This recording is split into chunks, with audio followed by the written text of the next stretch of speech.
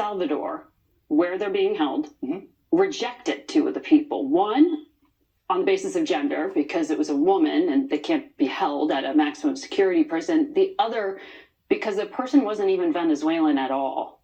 How does that kind of high consequence mistake happen?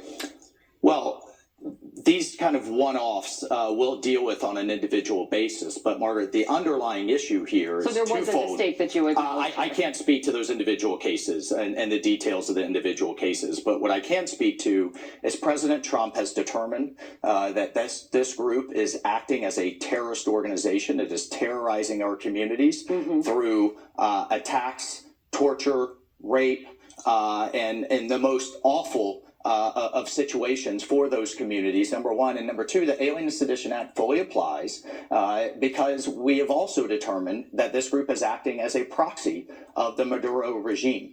So I'm sorry, just to clarify on that. This is supposed to apply if the U.S. is at war with a country.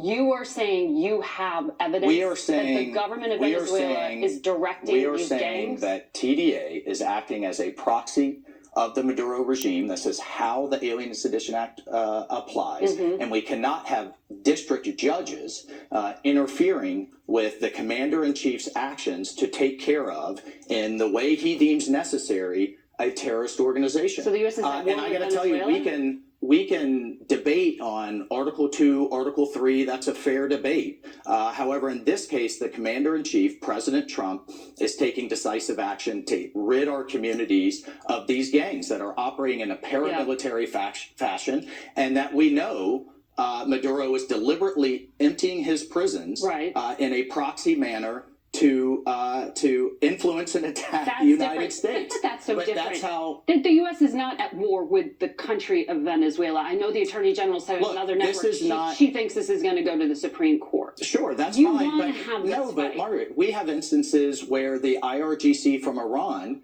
have operated to buy with and through Mexican cartels to then bomb facilities here in the United States. We've taken decisive action in that regard. We're going to take decisive action in this regard. And we're making a Washington, D.C. distinction when the American people are tired of being terrorized by these gangs. No one is defending gangs, but it sounds like it. It certainly sounds like it from the Democrats on the other side. It sounds like in the case of this judge that wanted to turn a flight around full of gang members that had intelligence packets that had determined what they're doing. Sent to a man's prison, and El Salvador said no. I mean, so it's the question of if you I are can't speak to those individual ability details to have if you want to. Court, that you get the list right. But that you can verify that these people are gang members. Look, every one of them were here illegally. So first of all, we had every right and should deport every one of these individuals. If you want to make a special case for one, that's fine. But underlying that is the Alien Act that has determined that the Commander-in-Chief has the absolute authority to do this. We'll talk about this more with the Homeland Security Committee Chair Rand Paul ahead, I'm sure. I need to get to Ukraine with you because this is active diplomacy, as we mentioned. The Ukrainians accepted this U.S. ceasefire without preconditions, according to the announcement. The Russians said only holding back on energy infrastructure. What's the goal out of these talks that are about to begin in Saudi Arabia? Yeah, well, first, we're moving closer, and we're closer to peace than we ever have been. This started with President Trump talking to both leaders back to back. We then, Secretary of State Rubio and I engaged the Russians, engaged the Ukrainians at our level, and now we have technical teams actually with Ukrainians and Russians in the same facility conducting proximity talks. And the progression will be, we have this ceasefire on aerial infrastructure. That went in place immediately after President Trump's call with President Putin this week. We are now going to talk about a Black Sea maritime ceasefire so that both sides can move grain, fuel, and start conducting trade again in the Black Sea. And then we'll talk the line of control, which is the actual front lines. And that gets into the details of verification mechanisms, peacekeeping, freezing the lines where they are, and then, of course, the broader and permanent peace, which will be some type of discussion of territory for permanent peace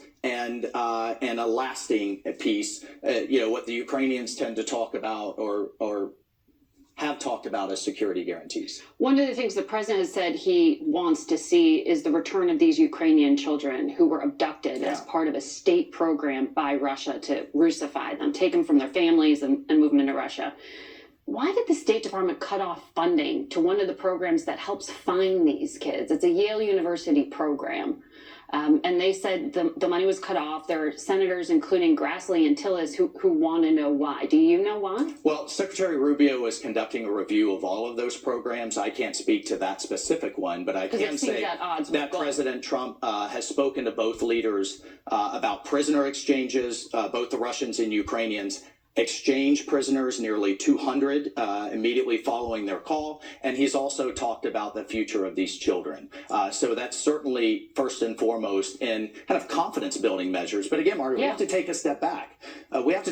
Just a few months ago, no one was talking about how this war would end, and we have to ask ourselves, what would it look like a year from now, 2 years from now, 3 years from now? We were in an endless stalemate here, and now we have both sides in the same facility with the United States really living out, I think, in real time, President Trump's vision to end this war, which he campaigned on. Just to be clear, are you asking for the release of these children as a confidence building measure? Is that what you meant? We're talking through a number of confidence building measures. That's one of them. Okay. Thank you. Thank Mike you. Waltz. All right. Face the Nation will be back in a minute. Stay with us.